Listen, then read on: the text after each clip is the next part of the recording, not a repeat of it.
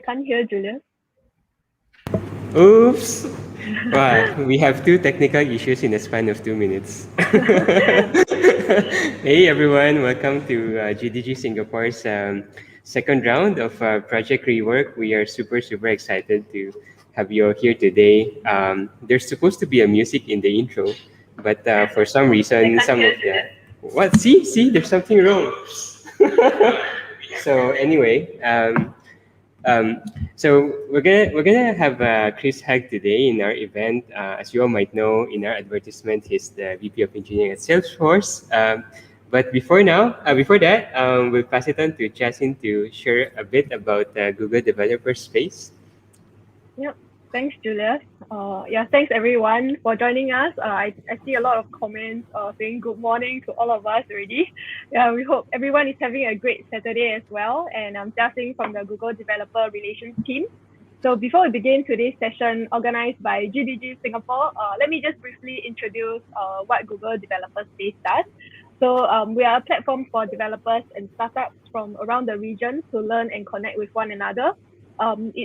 It's actually a physical space in the Google Singapore office, but I think due to COVID, everyone knows that all the offline events have gone virtual. So we have gone virtual as well. And as part of the developer relations team, we aim to empower and connect the community to one another. And we are really looking forward to today's session organized by Julius and Wei Yuan from GDG Singapore. Really looking forward to what Chris will be sharing with us. So yeah, over to Julius and Wei Yuan to share more. All right. So again, we'd like to introduce Chris. He'll be speaking to us in a few moments. But before that, I wanted to thank all the communities that actually have shared our events, Philippines, Kuala Lumpur, Baguio, everything. Thank you so much for being part of this initiative. We hope that we are able to serve you more. And if you have any topics that you're interested in and would like to partner with us, feel free to reach us at this email address.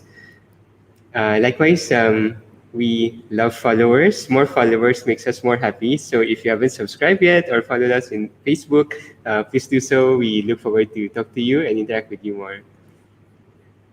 Yep. So same for developer space. So these are all the channels that you can find us at: our website, Twitter, Facebook, YouTube. So yeah, we collaborate with a lot of communities to host events like this. So if you are interested, do subscribe to our YouTube as well. And yeah, so for this event, it's actually being streamed right now to GDG Singapore, but also to Google Developer Space as well as GDG Philippines. So hi to the audience over there across this region. Hope you guys will enjoy this event today.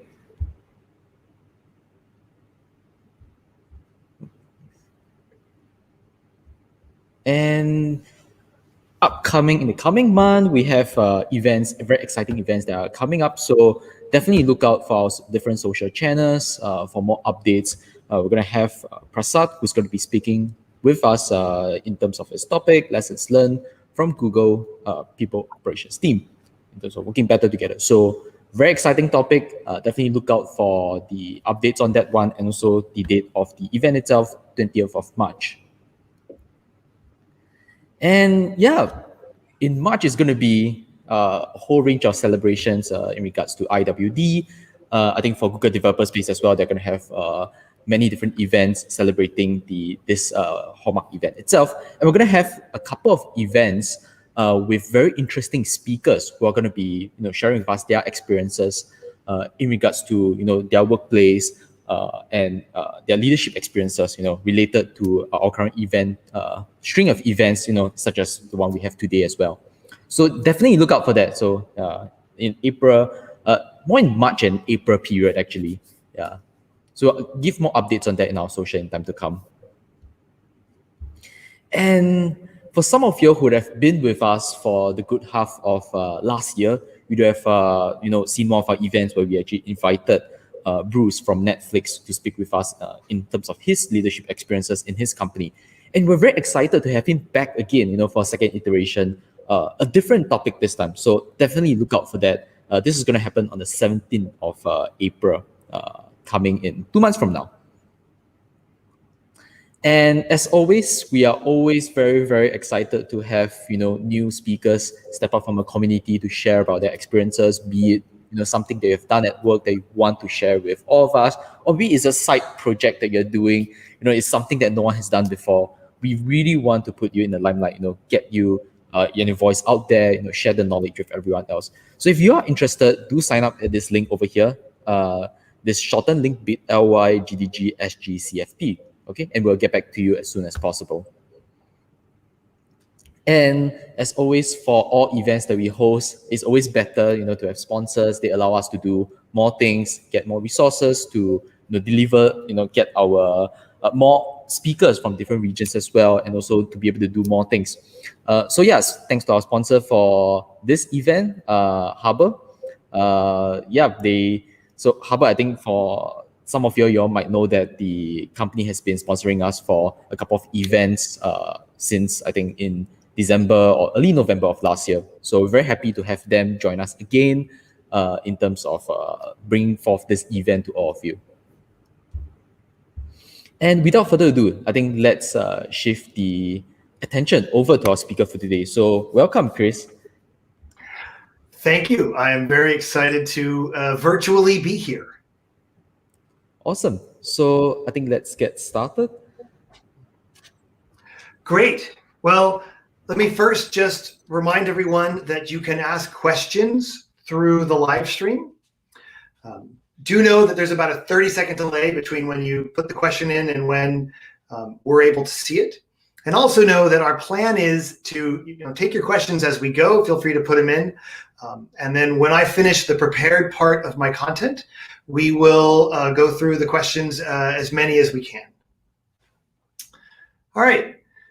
I'm going to start with a tradition that I've learned at Salesforce. I've been working at Salesforce now about a year, and one part of the Salesforce culture that I really like is we always start our presentations off with gratitude. So let me start by thanking Julius Wee for giving me the opportunity to speak this morning, obviously evening my time. I want to thank my mentors. It hopefully is obvious already to all of you, or will be obvious to all of you, that I didn't come up with this out of thin air.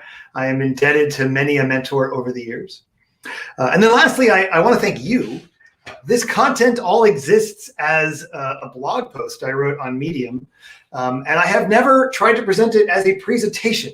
So thank you for being my guinea pigs. And feel free to find me on LinkedIn and hit me up with any feedback at the end, critical or positive. I would love some ideas on how to make this content better as a presentation. It's kind of fun to be talking to Singapore in this exact February, because just a few weeks ago, my great grand boss, Mr. Mark Benioff, was in Singapore at the company kickoff, kind of getting us all fired up for the next year. Singapore is a place I have stopped through on the way to Kuala Lumpur, but I've never actually visited, and it looks lovely. I hope someday to visit. As you hopefully already know, my name is Chris Haag. I am one of the many VPs of software engineering at Salesforce. Thought I'd introduce myself just kind of briefly at the beginning. I've been working in Silicon Valley for more than 20 years. I've been leading people since about 2007, so that's at 14 years, going on 14 years now. I spent most of the last 10 years doing product engineering at startups, building data science enabled products in the business-to-business space. I'm also a dad, I'm an amateur saxophone player, and you may hear my dog do some barking because this is COVID, and of course I'm at home. I thought I run a team of about 50 people. Here's a few of the members on my team. Among many things, we are focused on using data science and automation to plot a course that will enable Salesforce to run deliver our products on top not only of our own data centers, but at Amazon, at Azure, and at GCP. And doing it at a scale that will handle the scope of our business over the next coming decade. Our belief is that we can create basically fully autonomous capacity and cost management for my company. And it is I will say, a very interesting set of challenges. So before I get into managing high and low performers, I want to start by asking, why do we even pay attention to this? Why do we invest this time? Why do it at all? And before I answer that question, what is it even that we're talking about with working with high and low performers? Well, the category, at least as I've heard it described here in Silicon Valley, is this is performance management, meaning work we do as leaders to improve the performance of the individuals on our team and to improve the performance of our teams with the goal of creating very high performance teams. And I thought it might be fun before jumping into my content to ask, how much time should we spend on performance management? Because we have a host of things that we need to stay on top of as leaders. How do we decide whether we're doing enough performance management or maybe too much? Well, I'm going to offer a mental model that I use to think about this question and questions like it. And I often find with mental models, it's helpful to start with boundary conditions. So in this case, when would I do no performance management? And maybe when would I do nothing but performance management? Well, say on the when would I do no performance management, I can think of two clear scenarios that have maybe sometimes happened in my experience where I'm not really doing any performance management. One example I will give, and this is a saying that I've heard, when the Titanic started to sink, the captain did not call a meeting. Similarly, if you're running a team and things are really, really not going well, probably performance management slips to the bottom of your priority list. You're just trying to dig yourself out of a hole. On a more positive note, I've also had the occasion to start a team from scratch and really hire people I've worked with for a long, long time, just the most senior, best people I know. Basically, creating a high-performance team that really doesn't need a lot of performance management. So there's one boundary condition. Is there ever a time I could imagine in my role as an engineering leader doing nothing but performance management? The answer is no. Like, you think about that list I put out there, you can't drop those things. So that maybe already starts to give me a sense that, like, if sometimes we do none of it and we never do 100% of it, probably the right amount is somewhere between 0 and, a quarter of our time. But so how much is enough? How much is too much? Well, of course, I'm going to tell you the answer is contextual, which I know isn't super helpful, but I'll try to give kind of one other way I think of this. A lot of what leaders do, especially in engineering and maybe in lots of other disciplines, is figure out that balance of tactical and strategic work. In product engineering, the balance between focusing on getting some change, some new feature, some product in the customer's hands, this sprint, this month, versus investing in work that will improve our ability to deliver high quality features to our customers next month. Basically, those investments in the future productivity is the classic go slow to go fast.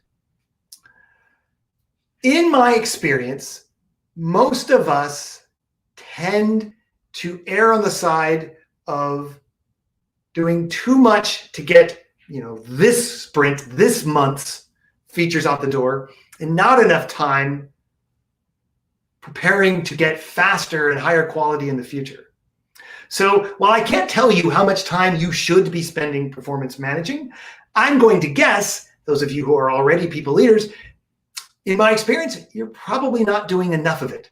In the same way that your teams are probably not doing enough refactoring, not doing enough test-driven development, not doing enough automation, So wherever you are, I would ask the question of whether maybe you should do a little more so you can be faster down the line.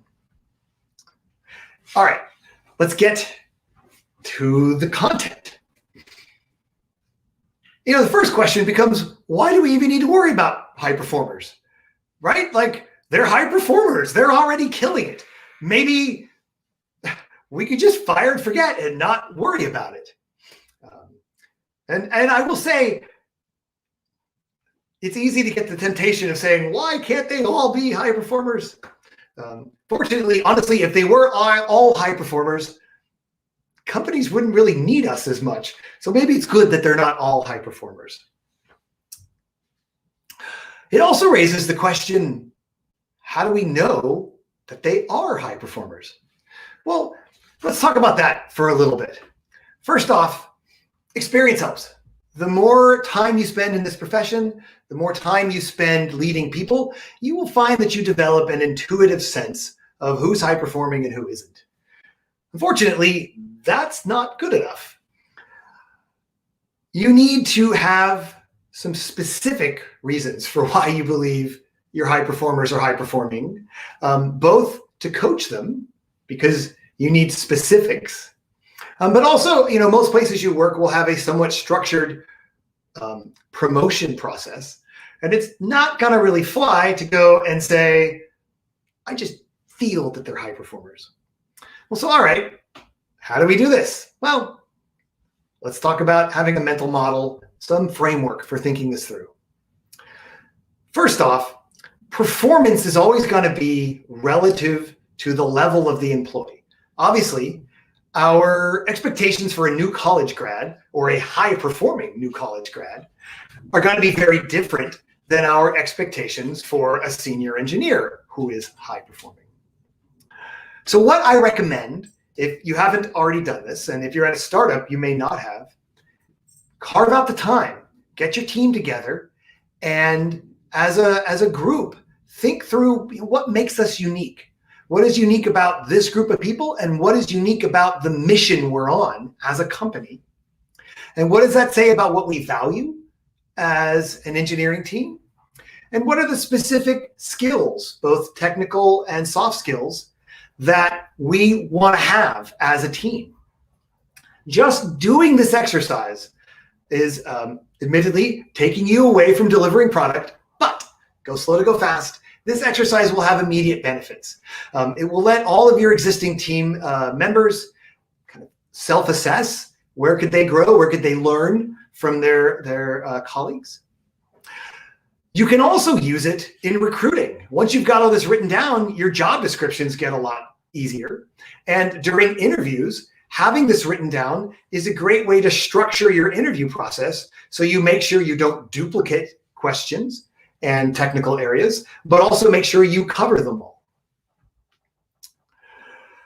Once you've got your values and your competencies defined, then you've got, I will admit, a somewhat tedious task of defining your expectations for each level of employee. For those of you working at large companies, certainly including Salesforce, someone's already done this for me. We have an incredibly detailed and I think really well-written set of expectations across like 8 different dimensions for I think 6 different levels. But I will say at startups, I've always had just 4, or maybe 1. We eventually added a 5th for like principal engineers who were out talking at conferences. It takes some time, but as you will see, I will keep coming back to this notion of expectations per level. Doing the exercise and getting buy-in from the team and from maybe the leadership group will really, really serve you well in working with employees of all levels, both high, low, and everything in between. Another part of your mental model is the classic potential and performance. You need to think about how are they executing relative to your expectations for their level. That's part of your performance evaluation. And then your understanding of potential. Once you've gotten things written down, hopefully ability to execute at level is, if not truly objective, at least something that you can kind of create specific examples of. I expect a level 2 engineer to be able to define an epic in a way that more junior engineers can start to work tasks. And then if someone is struggling, you can say, that doesn't seem like something you can do. Or if you have a new college grad who's already able to do that, you can say, wow, you seem high performing, right? You're performing above our expectations for your level. A brief note about potential. That is a little harder to kind of explain, but at least it's a little fuzzier. But generally, I look for the employees who are out, reading blogs, bringing new ideas to the team, employees who are asking for mentors, employees who are, have that resiliency and that grit, who can have a failure and keep going. Potential is harder to measure, but well worth, thinking through and having an opinion of. Sorry, I'm trying to keep a timer going and it dropped on me. All right, let's think about motivation for high performers. And obviously, a lot of the content I'm going to give about high performers applies to performers of all types. And you might think, wow, well, if it's a high performer, why should I worry about their motivation? In my experience, though, actually, it's very important to check in with your high performers. So let's talk about motivation. Hopefully, some of you are familiar with Dan Pink's work. If not, I've got a link here, and I think I'll be able to send the slides out later. He makes a distinction between extrinsic motivators, things like salary, bonus, recognition, having someone praise. These are all extrinsic motivators, and they're nice, but they don't really last. They tend to kind of, they're kind of like empty calories. They're like a sugar high. Whereas intrinsic motivators, this is how we motivate ourselves. And as a leader, you really want to make sure that you are providing opportunities for everyone on your team, but in particular your high performers, to find purpose, mastery, and autonomy. Purpose defined as that mission. Like, why are we doing this work? What impact am I having? What impact is the team having? What impact is the company having? Am I engaged in it? Can you engage your team in it? The other thing that motivates all of us is learning. Humans are relatively weak when it comes to superpowers. We can't run 70 miles an hour like a cheetah. We can't fly through the air like a bird. But boy, one thing we can do is learn. And this tends to be motivating for most people. So making sure that your culture and the way you structure your teams gives people a chance to learn is super important. And then lastly, the last one is don't micromanage. Make sure your employees, relative to their levels, have a chance to exercise some autonomy and make their own decisions. It's also worth being on the lookout for unhealthy motivators, especially with your high performers. Now, these first two can come in positive forms, but I want to call out with both recognition and winning that when they become someone's purpose, when they become why someone, really, really important to one of your high performers in particular, this can really flip them into being a problem and maybe even arguably a low performer. With recognition, it's when that search to be praised starts to outweigh their commitment to the business and the team. Signs of this include maybe almost sort of stealing credit from others or taking on more than they can handle because they want that recognition. Winning can be a great thing. We all have a sense of competition. We're certainly competing with our business competition. But where winning can go off the rails is when, especially for engineers, when they start to approach a technical discussion with the feeling that they need to win that discussion. That if their idea, if their design doesn't carry the day, they've lost. This can really become a problem, right? You get someone who speaks over others, who doesn't listen, who doesn't build consensus. This can really flip someone and can become an example of one of my favorite quotes, which is, I'd rather have a hole on my team than an asshole. Fear, anxiety, and never enough is I'll end with, this is the most common unhealthy motivator I see, especially in my top performers. And this is where you have an employee who needs external validation that they're doing okay. And the way they get that external validation is through their job. This will cause them to be very deeply identified with their work, will make them very sensitive to criticism, and will also make them very likely to burn out.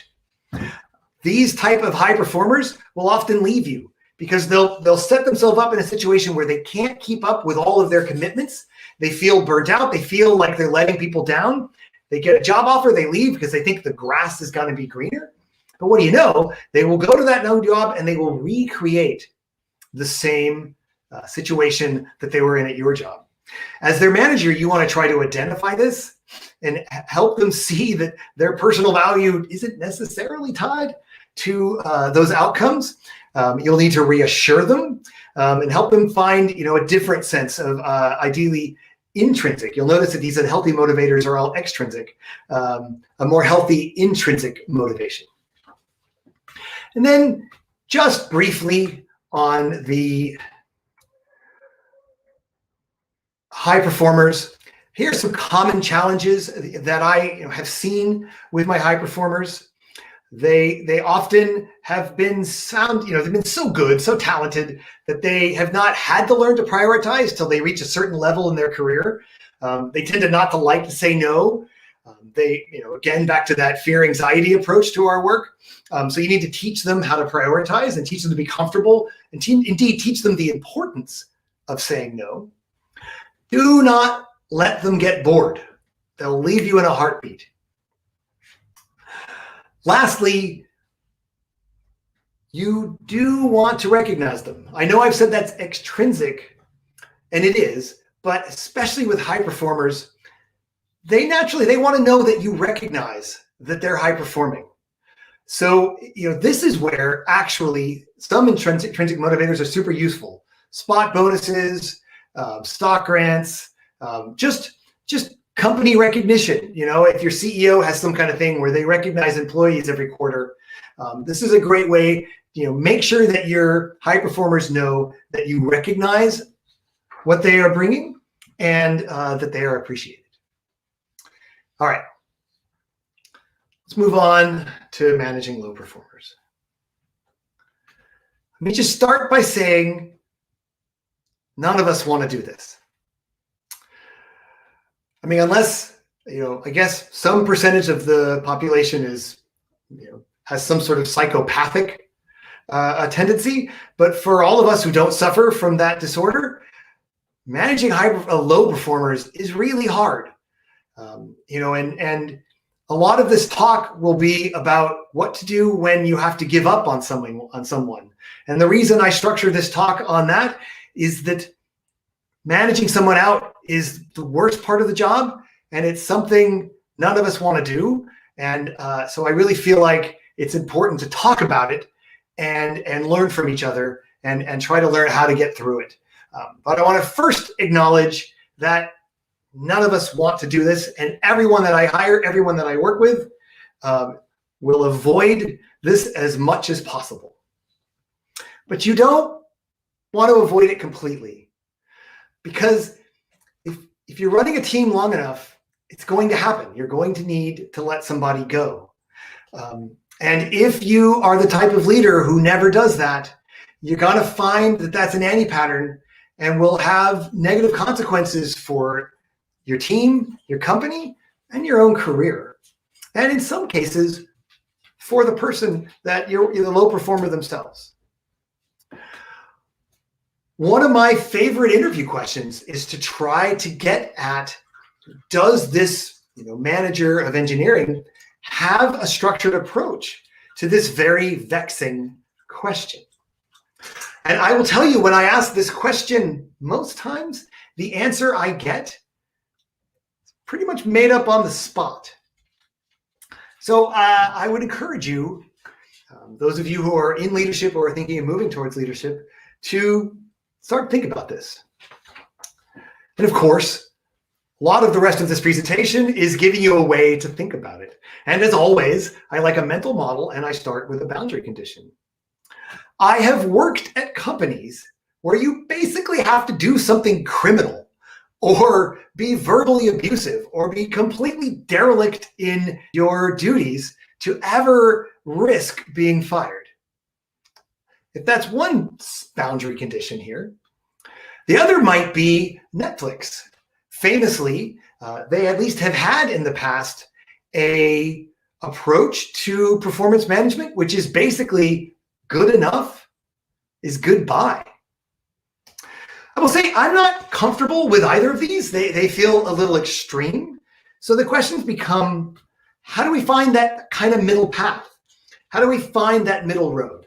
Well, I'm going to suggest 3 paradigms. And my point isn't that you all should use one of these paradigms. What I'm hoping is that they'll trigger your own thinking so you can create your own approach. If nothing else, if you're ever interviewing with me, you'll be ready for my interview question. But also, as managers, we are accountable. And I will say, for much of my career, when I have a boss tell me I'm accountable for something, I think that means something kind of bad. But actually, the dictionary definition of accountable is just that you can't make willy-nilly or just random decisions. You need to be able to explain yourself. And even if you've made a mistake, and mistakes happen, given that you've thought through, you've got a mental model, that will allow you to tweak your mental model based on that mistake. This is certainly the definition of accountability I use with my own team. So, all right, let's start with the simplest model I'm going to offer towards thinking about when to give up on a low performer. And that's just, again, back to those level specific expectations that you've hopefully already created. If you've got someone who is underperforming them, it ought to be possible, at least subjectively, to kind of track their progress towards raising their level so they can meet those expectations. And, obviously, if at some point you don't see the lines converge, that maybe is one way to go, well, all right, we need to move on to the performance improvement plan and, some real hard conversations. A slightly more complicated model that sort of builds on the previous one is the classic performance and potential 2x2. Obviously, if you have someone in the lower left quadrant and they don't show you any signs that they can move out of this, again, relative to level, that may kind of make your mind up for you. The way I tend to approach this is that I need to balance the needs of the individual, the team, and the company. And to me, that feels a little different than my role as a father or as a son. Within a family, right? No one is ever left behind. But in a team, especially a professional sports team that's trying to compete, sometimes you've got to make hard decisions. And that's because sometimes the interests of the person and the team, the company, are not aligned. And that's when you have to make kind of hard decisions. This model is nicely tunable to the level of the employee and just your own preferences.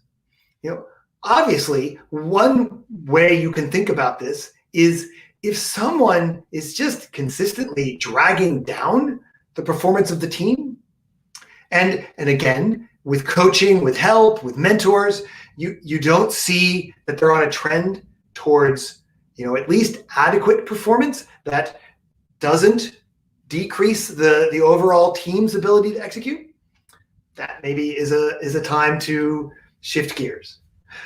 And that's actually honestly how I would approach a more junior employee. For my architect level employees, I have as one of my expectations explicitly that they are making the team better, that they are raising the game of the team. That's obviously a much higher expectation, but it's also a much higher level within the company.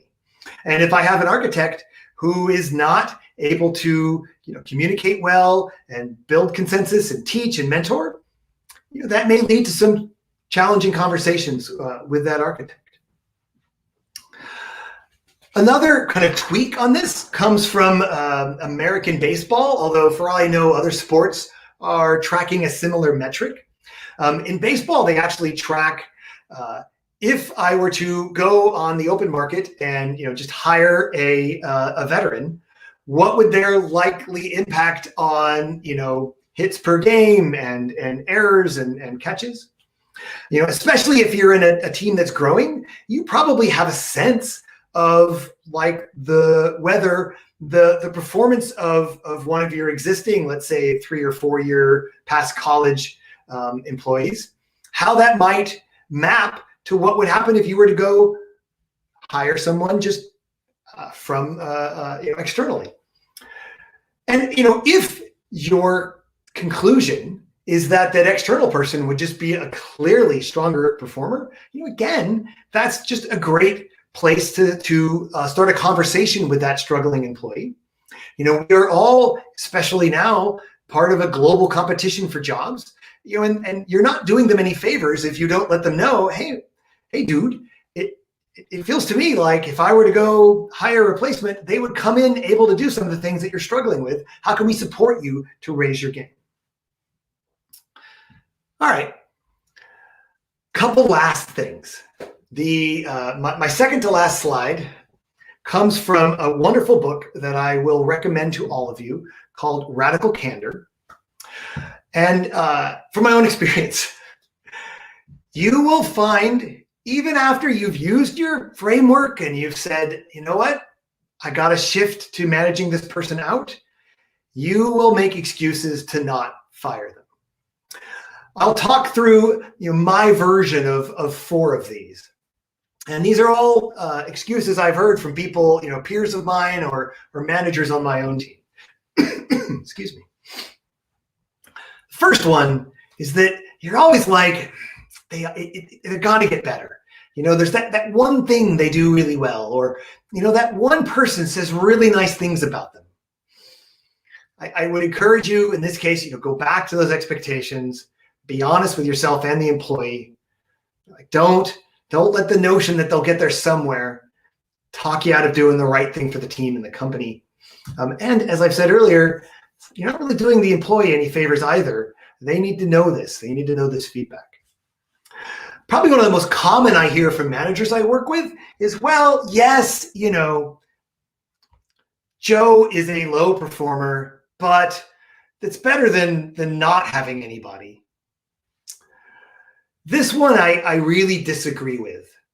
Most of us are trying to develop complex adaptive systems that really only work when they're well architected and well engineered. And the demands on our systems and the criticality of our systems and the number of aspects of just human life software engineered systems touch are only growing. And having a low performer on your team is basically tech debt. And indeed, I think what you will find is that a low performer can kind of muddy your understanding of what it's going to take to improve the performance of the team as a whole.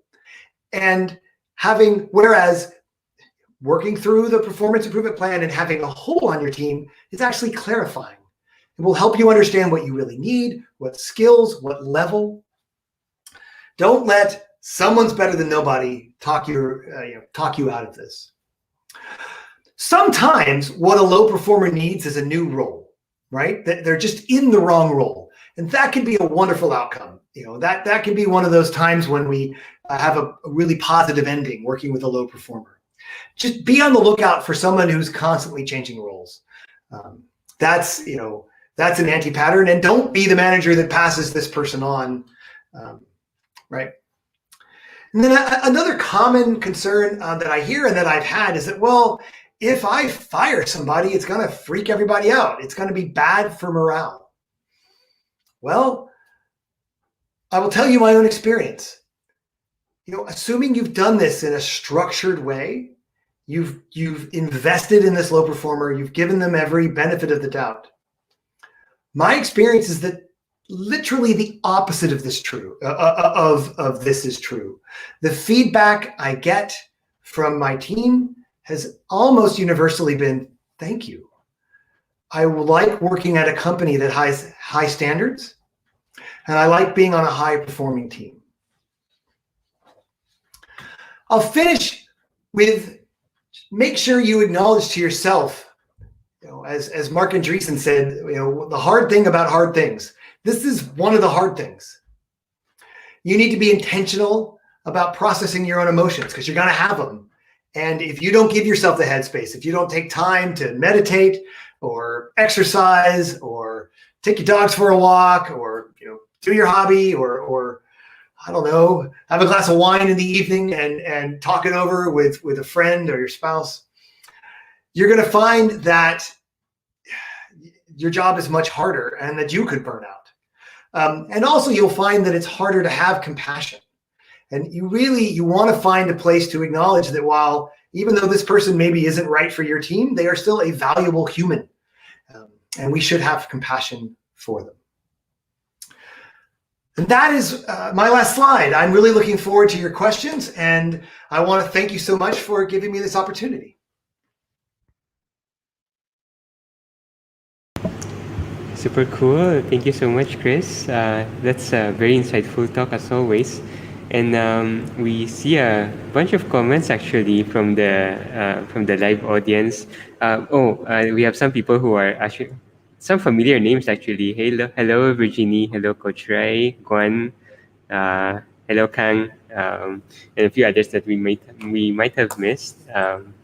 Cool. Sounds good. So maybe we can start off with some of the pre-submitted questions. And of course, if you have any questions for Chris, please feel free to post it in the live chat, and we'll try our best to accommodate as much as possible. So one of the pre-submitted question comes in this form. So in the company, it's always a mixed bag whenever you give feedbacks. Some people work well with others, but not everyone. So how are you able to evaluate people fairly, whether they're a high performer or not? Well, I guess I'll return to write down your values and competencies, agree to them as a team, and then it should be, yes, it'll be somewhat subjective, but it should be, you should be in a place to be able to say, I expect a new college grad to be able to work in a single language and take simple cards with some mentoring and knock it out in a couple days, right? And you can go on from there. I think this is why I keep coming back. In my deck, there's a link to this guy, Sam Salachi's The Rubric. Sam is actually a former Google manager who, while at Box, came up with what he called the rubric, which is basically this idea of levels. I would encourage you all to go check out that article. It has a lot of great advice for exactly this question. Although I agree with the spirit of it. Feedback can be a mixed bag. This is why I think as leaders, we should be focused on how to coach, because it's much easier to do it poorly than do it well. Sounds good. Thank you.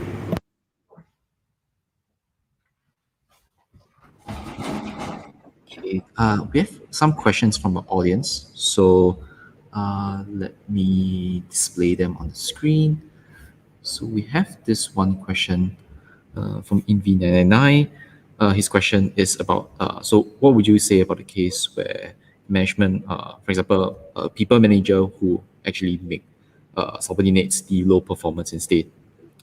So that means kind of like the management style causing people to be low performance. I'm guessing that's what the question is asking. Yeah, that's my read of it too. You gotta. That person should not be a manager. I've actually seen this, right? And you gotta address this quickly. The expectations for people managers is really, really high, especially frontline people managers. The unit of work The people who are actually doing the work in our companies are individual contributors. And if you have a manager who is bringing down the performance of a team, that needs to be noticed and addressed very quickly. They either need to stop managing or they need to be let go. Maybe a bit of a follow-up. So from the perspective of the individual that is being managed, how should they perhaps, or what would your opinion be like on how they should react in this case? Yeah, so that is tough, right? Where if you feel like your manager is having a negative impact on the team and of course on you.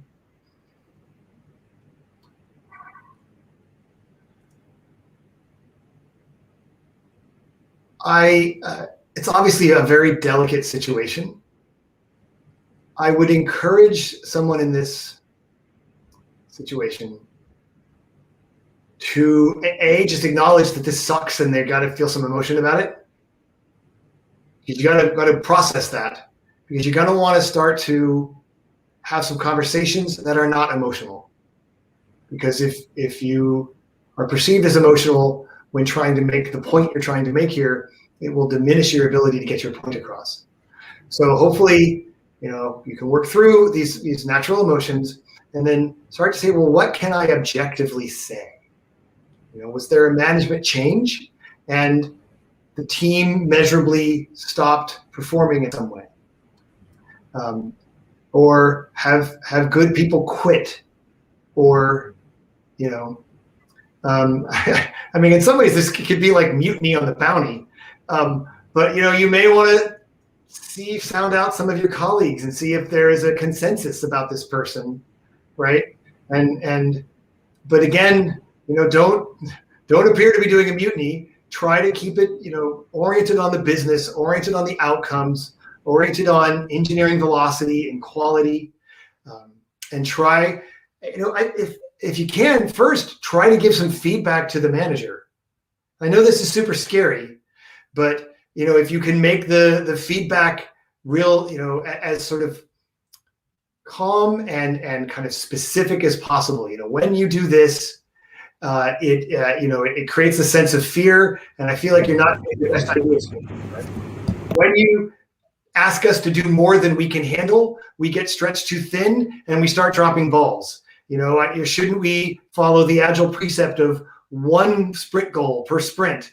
Why are there one sprint goal per person, right? Try to identify specific anti-patterns that you feel like the manager is exhibiting. Talk to them first. If that doesn't work, you're going to have to go to either a peer or their boss. And boy, that's scary. But if you're right, the company will really thank you for it. That was a very insightful answer. Thanks for that. Yeah. All right, we do have a lot of further questions. Let's look at I think it's Xiang Chi. Oh, sorry if I butchered your name. So the question is, what if you work at a young startup and replacing low performers is difficult? It can be difficult to hire new people when you're still not as famous as Salesforce. So I have two answers to this. First off, I would say this is an example of one of those you'll talk yourself out of it examples I gave, right? I'm better off with them. At least they're taking a few cards.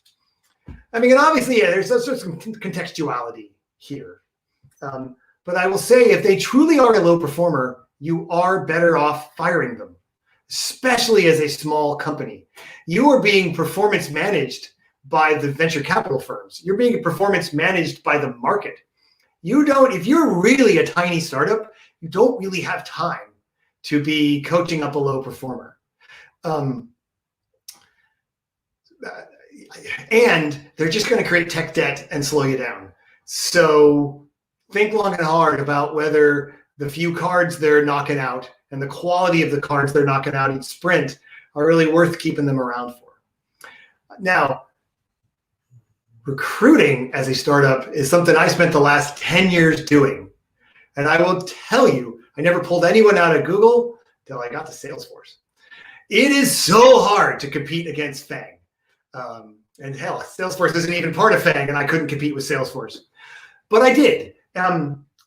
generally you need to make a case about more opportunity to learn, more opportunity to use the latest and greatest cool technologies. You need to make a case for faster career growth. And I found it helpful to acknowledge that, look, at times in our career, we want to maximize learning. Other times we want to maximize compensation. Maybe when we're younger, it's time to go work at a startup and you're going to wear tons of hats. You're going to get to do product management. You're going to get to do project management. You're going to get to go out and meet customers. You're going to get to do things that big companies just naturally are more siloed. So you got to sell the experience, sell the learning, sell the career growth. And you may as well just acknowledge, yeah, you're going to get an offer from those companies. It's probably going to pay you more. And so you can say, look, maybe then down the road, you got a kid, you got a mortgage, you got college coming up. Maybe then you take all the great learning and all the great skills you develop at the small company and you go to the big company. And who knows, maybe along the way you hit a home run and you have a company bought by Google and then you're in good shape. So. Cool, thank you. Okay, so we have another question also by Xiang Chi. All right, so this is also a very interesting question. Do you have any tips towards, in the case of a company building, or even in a team building a good culture, and getting that team to streamline along the operation of trust and respect of each other? In my experience, culture is surprisingly top-down. This is one of the reasons why I, as a leader, spend so much time reading. It's why Julius and I met at this Plato event. It's why I spend so much time trying to learn from peers, because ultimately, how I carry myself is it clearly just permeates through the org. And when I worked at small companies, culture tended to start with the CEO. So it's not necessarily the best thing you want to hear, because to a certain extent, if you want good culture, choose the right leader. And then as a leader, I feel like we could do a whole talk on just this question. So maybe rather what I would say is study. And then trust and respect, man, that is psychological safety. That is, transparency. That is, being good to your word. That is, ability to have hard conversations. Hopefully that helps.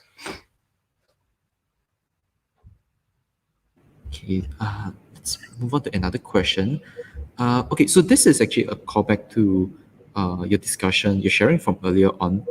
So just curious on this, which is, I think it's for high performance. So I've met people who are high performers as well. And I do agree, yeah, it's hard to be able to say no. Like you have that, you're used to saying like yes. It's not easy to transit into saying no. So like from the company's perspective or from a manager, how do you actually cultivate them to be able to learn to say no?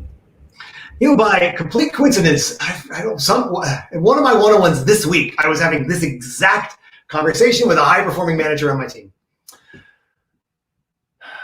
And let me not use too much recency bias, but I'll start with that.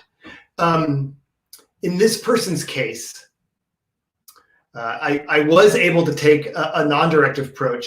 And so I was really happy that I didn't have to tell them that they need to learn to say no. I asked them why they're feeling so thin. I tried to, and sure enough, they said, I hate to disappoint people. I never say no. I just say yes to everything. And it's making me feel like inadequate and like I'm letting people down. So the way I approached it, and this is just one technique you can use, was I said, well, you know what? I tell you what. The nice thing about life is that these things just keep coming up over and over again. Someone's going to ask you for something soon. I'm going to ask you for something soon. I'm not going to tell you to say no. What I'm going to ask you to do is, before you say yes, notice that this question has come up again. Take a minute and ask yourself, what would it feel like to say no?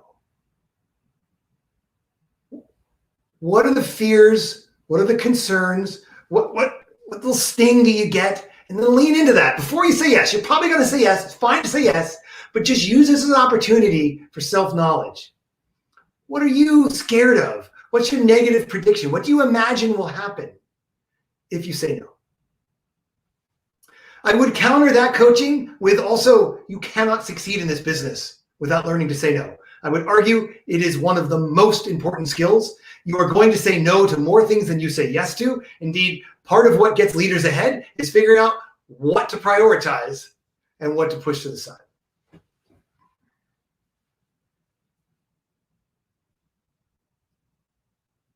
Cool, thanks, Chris. So also you just mentioned about the recency bias. I think not everyone fully understand what that means. Can you share a bit more about what you meant by it? You know, I see this in myself. I see this in leaders all the time. You ask me, what's the most important thing for my team to be working on? And if you ask me right after we had an outage because our automated testing didn't catch something, I'm going to say, we need to invest more in automated testing. But then, you know, same day, if I'm on a call, you know, with the sales team and they're saying, we've got to get this feature out or we're going to lose this big deal. And suddenly I say, we screw testing. We got to get that feature out so we can win the deal. That's called recency bias. And it's something that is, as leaders and just frankly as humans, you want to be aware of. It's really easy to exhibit recency bias. Sounds good. Thank you so much. We do have another question from Chester this time. So his question is, how do you screen out low performers at the candidate selection process? How do you avoid picking a highly qualified individual who just fails to take initiative to upskill? I'm going to admit a bias that I have that this question brings up to me, but it is a bias based on 20 years in this industry. Software engineers with PhDs are rarely high performing. Not never, but boy, I will tell you, for some reason, people who go all the way and get a research PhD are not happy with the fact that our job is a craft. You know, I agree with those who say that the right mental model for a software engineering team is a manufacturing line. But I digress. You're asking a more specific question. You know, again, I mean, dude, this question could be its own talk. Like this is hard. I will tell you some of the things that influence me. There's a great book called How Google Works. It has a long section on how Google applied a real kind of continual learning approach to their hiring process. And they came up with a really structured process that I ended up bringing a version of to most of the companies that I work at. I would encourage you to read that. Yeah, I mean, I don't know if I have a quick answer here. This is hard. Expect, no matter how good your process is, you're going to have to manage some of the people you hire out. So. Awesome. Okay, we have another interesting question. Again, towards managing. Okay, so would you mind sharing about an example of a low performer that you had to manage? And maybe, yeah, if you have like some sort of framework or what you did in terms of being able to manage low performers. Sure.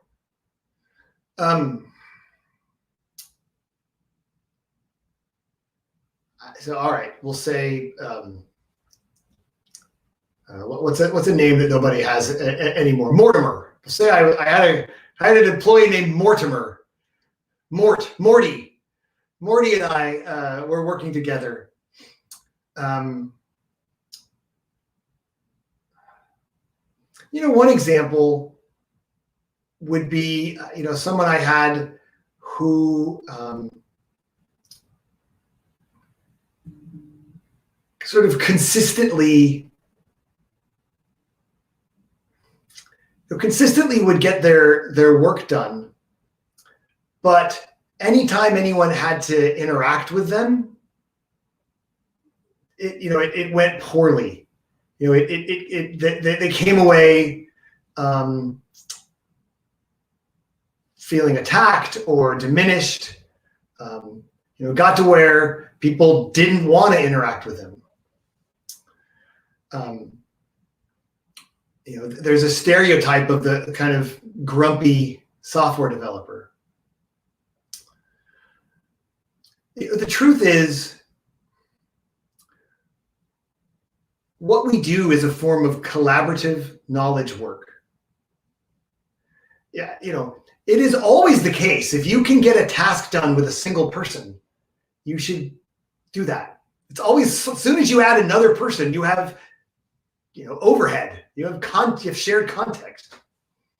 But the systems we're building cannot be created, maintained, and extended by a single person. So collaboration, cooperation, communication skills are extremely important in modern software engineering. So the grumpy developer, there is less and less a need for that person. So I was forced to go to Morty and say, look, grumpy Morty, that maybe is okay, but angry Morty, that's not okay. And people are starting to avoid you. I will say I have one example of this where I actually was pretty confident we could turn this person around, and I ended up taking him out to dinner. Bought him a bottle of wine, put it on my own card, not the company card, and I gave him some really tough feedback, more specific than I'm bringing here. And it worked. It flipped him. It was a rough night for him, but I ended up actually seeing his wife at a company party and getting like a huge thank you. Like for whatever reason, Morty needed a little bit of a kick in the pants. Yeah, that can happen too. Thanks for the story about Morty. Kang, I can't believe it. No one's gonna name his child Morty anymore. We have there's an interesting follow-up question to that, which is feedback is something that for us Asians we are not very good at. Asians, we are social harmony is very important in Asia, and so we tend to get a lot of these things kind of just slip by. So do you have any tips about how we can provide more forceful feedback to sort of like turn a person around?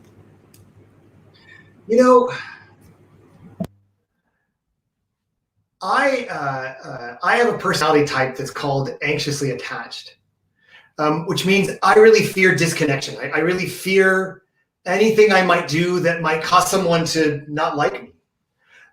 So I think for different reasons than maybe cultural, I too struggle with giving feedback. Couple things that can really help. Before giving feedback, ask questions. Ask authentic questions. Like if your feedback is, I don't know, what's an example of some feedback we might give each other? If feedback is,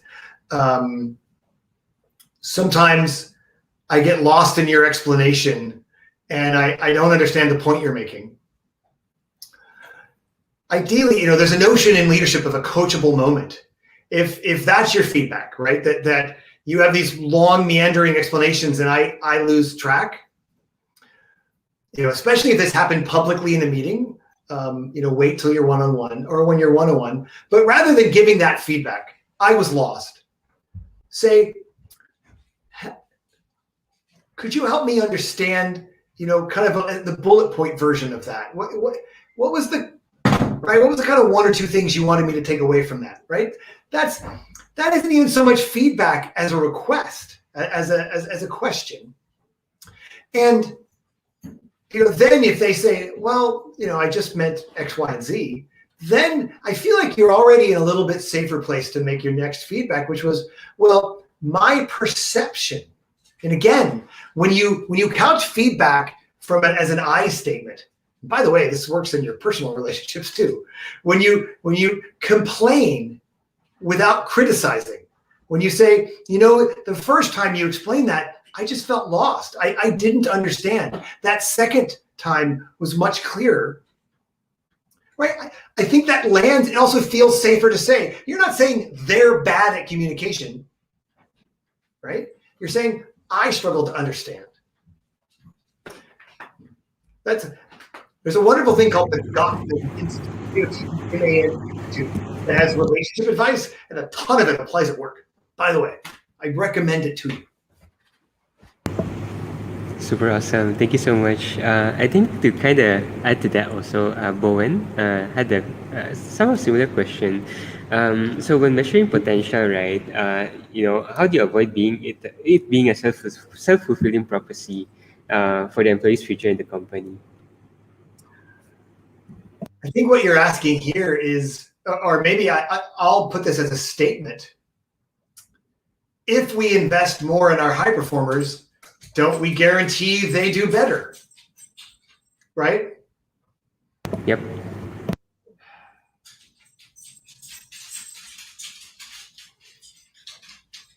You know what? I'll start with an answer, which is, if you've correctly identified them, even if it is a self-fulfilling prophecy, that's time well spent. You need high performers. The rest of the team needs high performers. I think the challenge is that correct identification. If you're investing a bunch of time in your more middling, kind of middle of the pack folks, yes, they'll do better because of your attention, possibly. I will say I like this question, because I think we should be, as managers, constantly self-doubting and yet still decisive. Constantly test your understanding of reality, constantly test your assumptions, because you don't want to create a self-fulfilling prophecy. Great question. Thank you. Okay, so we have another question from our audience.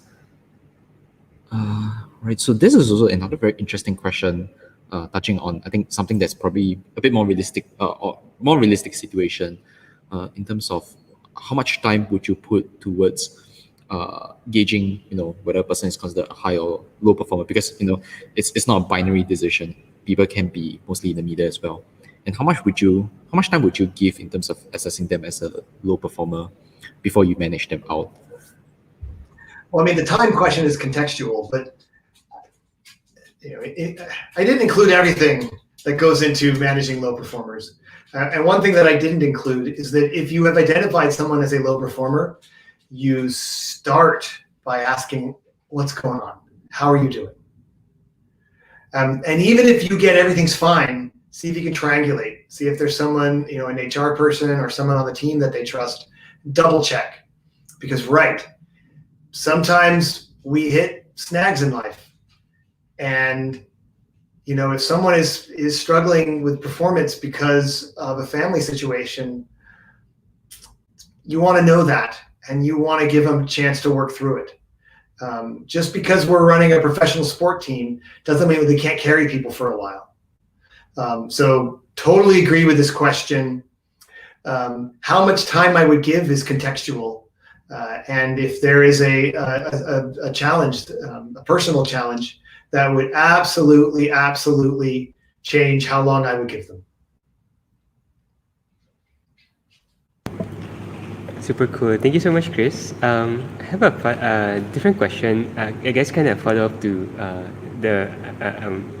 one thing that you mentioned earlier, which is that you mentioned that as a manager, you need to question your own assumptions, but then also there's a flip side to it whereby you might appear to be, indecisive, ineffective. Like, how do you kind of balance it? With balance, it's helpful to think about boundary conditions again.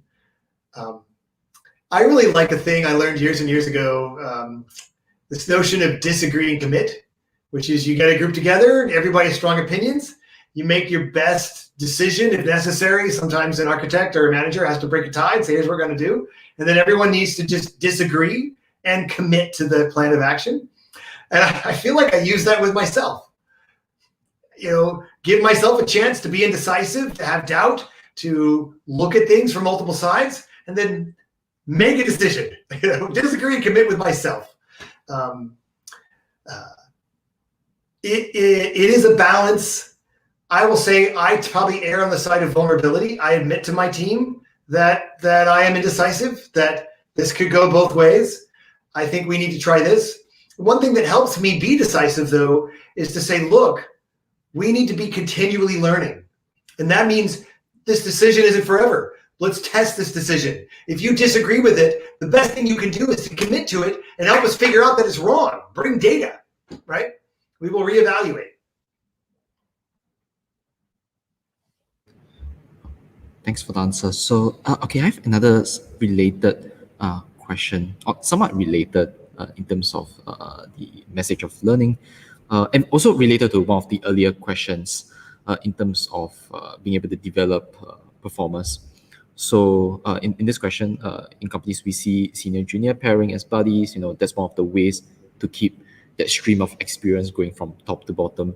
Are there any other tips you can suggest in terms of being able to sort of nurture and train employees to become high performers? Sure.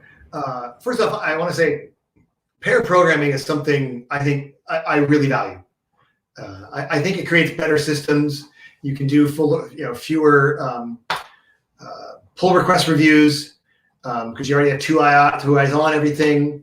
I always do pair interviewing. Interviewing is itself a skill, and pair up your junior and seniors during the interviews, and they learn from each other. I'll offer one other way, though, in addition to pair programming. Build a culture that takes mentoring and mentorship really seriously, and values mentoring as a skill you expect in your senior employees. There's a book I recommend called The Manager's Path. It has a whole chapter on mentoring, and I require all of my mentors to read it.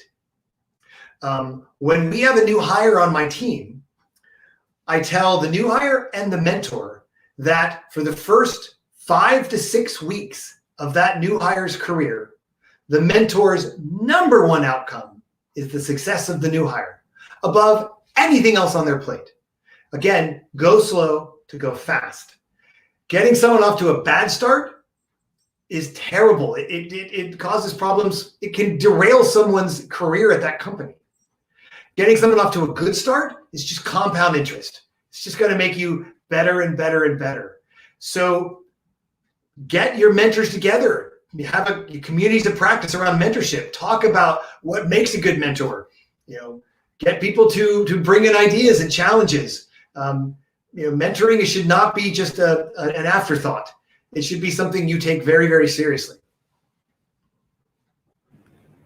I think that's a really great answer.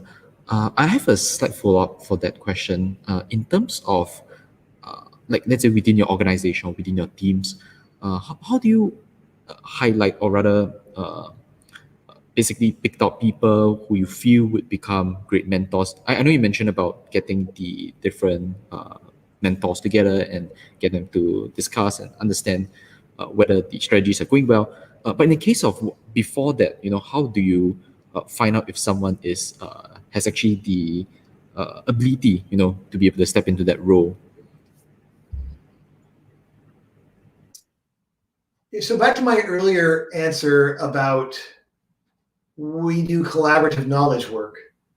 That means that past a certain level of seniority, I expect everyone to be able to mentor. Because mentorship is just a form of teaching, and collaboration requires teaching and learning constantly. How do I know when someone is ready to mentor? Clearly mentorship comes more naturally to some than others.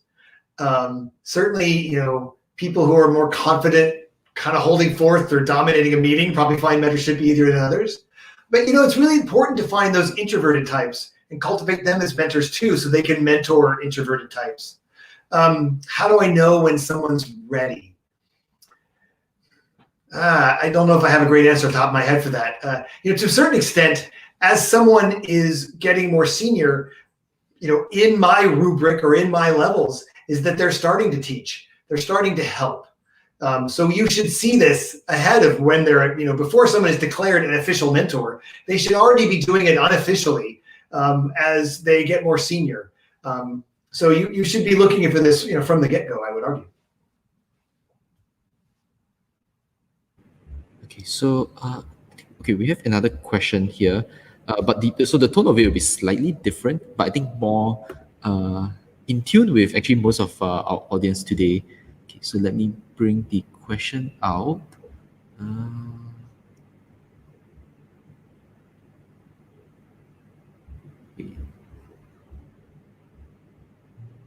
Okay, I think should try and look for the question, but I can't find this one. Maybe I'll ask it in a bit. Oh, Okay, maybe I'll show another question then. Another pre-submitted one is this right here. So some of your staff are probably less upfront about their contributions. They'll just do things silently and never say anything about it. So how do you reward them for it? that's interesting.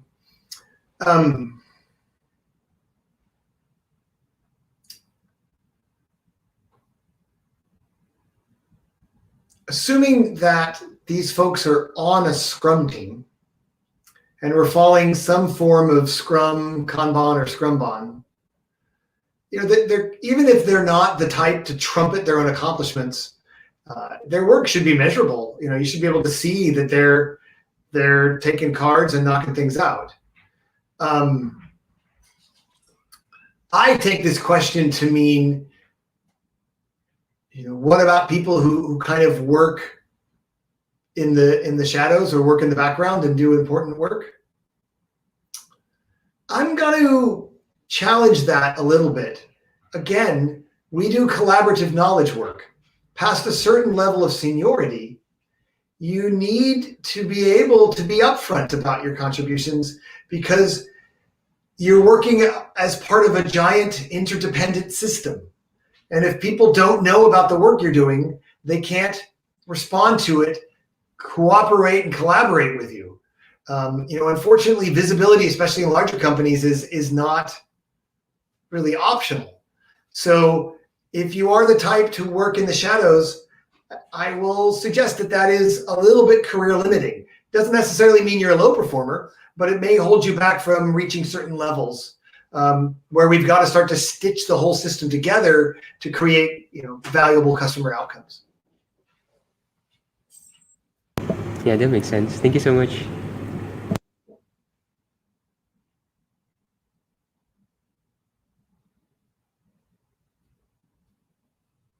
Okay, so I think we have okay, so I found the question over here. Okay, so something that's more, I guess, related to most of us, in terms of how do you, I think, yeah, in the context of any company, how do you make yourself more recognizable, I guess, as a top performer? Start by making sure you're getting your stuff done. Be reliable. Get done what is asked of you. To be recognized as a top performer, you need to be reliable, right? There are a lot of ways to be recognized as a top performer. One of the ways is to identify a problem that maybe isn't as obvious to everyone else. And then most importantly, don't come and say, I saw a problem. Come and say, I've got an idea, right? A lot of people can poke holes at things and say, this is not going well, or this could go better. But what the top performers do is they come and say, and I have an idea for how we can fix this. That will definitely get you rewarded.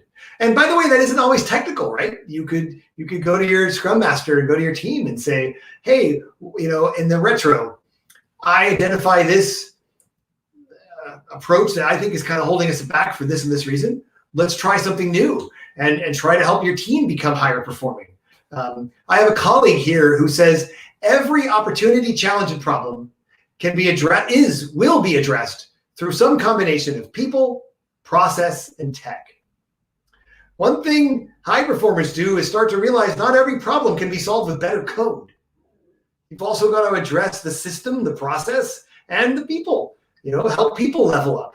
High performers tend to look at something with a systemic approach and look for ways to make it better in a systemic way that will really be lasting.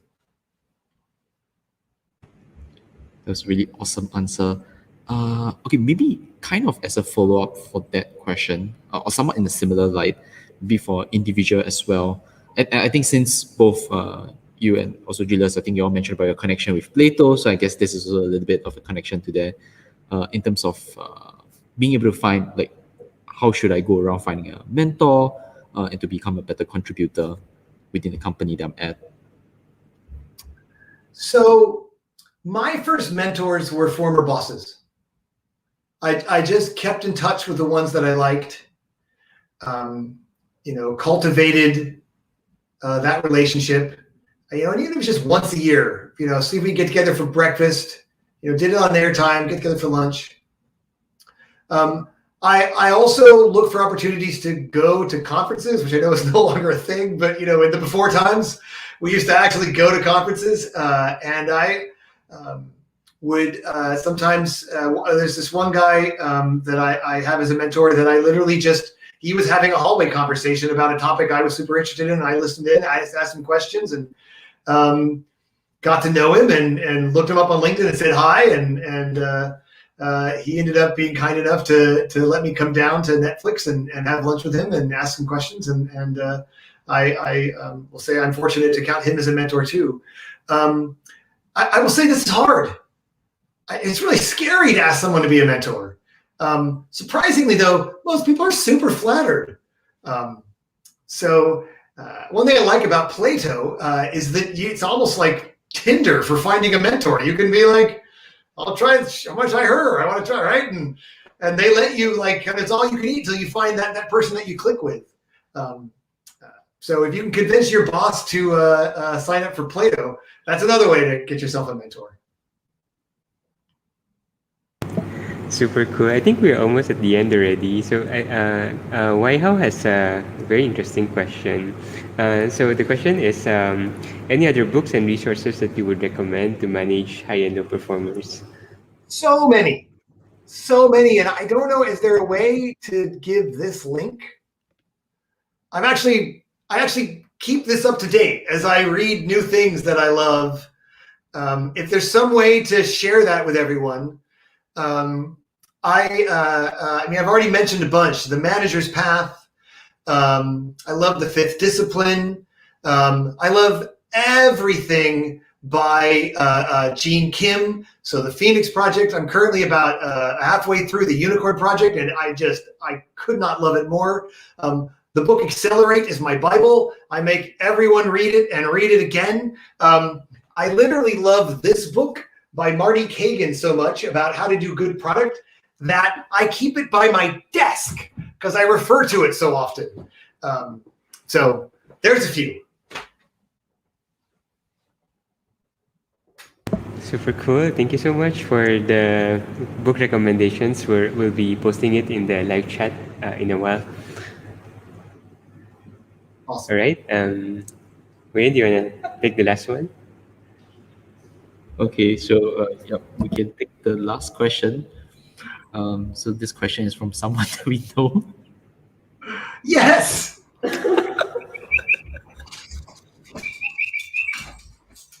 Come here, buddy.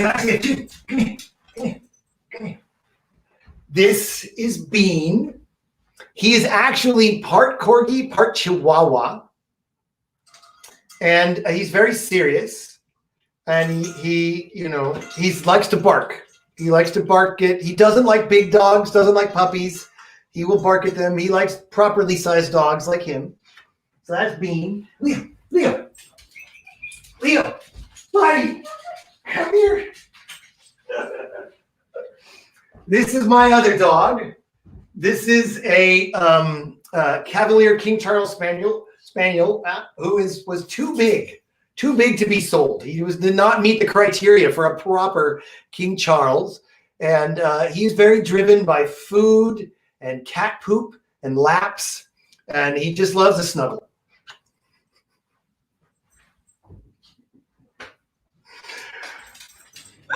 Awesome. Thanks for sharing. Well, thank you. This was such a pleasure. I poured myself a glass of wine at the start of it, and I am now going to take a sip. It's super my week is over. Wow, it's super awesome to have you, Chris. It's a wealth of knowledge every time we have a conversation with you. Thank you so much for dumping, like so much experience and so much wisdom to us. And we really hope to have you again next time with the culture talk and some of the other ones that you mentioned. Well, awesome. Cool. Yeah, I owe you a blog. It's good. It's good inspiration. I got to get another blog out before I'm ready. Yeah, looking forward to it. Super All cool. right. Thank you. Thank you. Thanks, Take care. thanks. Bye. Bye. So, yeah, thank you once again, everyone. So, just to kind of wrap things up, we are still looking for speakers if you are interested to speak on any of these topics. And of course, if you're an engineering leader in your company and you want to speak in project rework as well, we are more than happy to have you. So, please use the same link to sign up, and we would like to see you next time. Also, don't forget to subscribe to our social media. And that's it. Have an awesome Saturday and see you soon.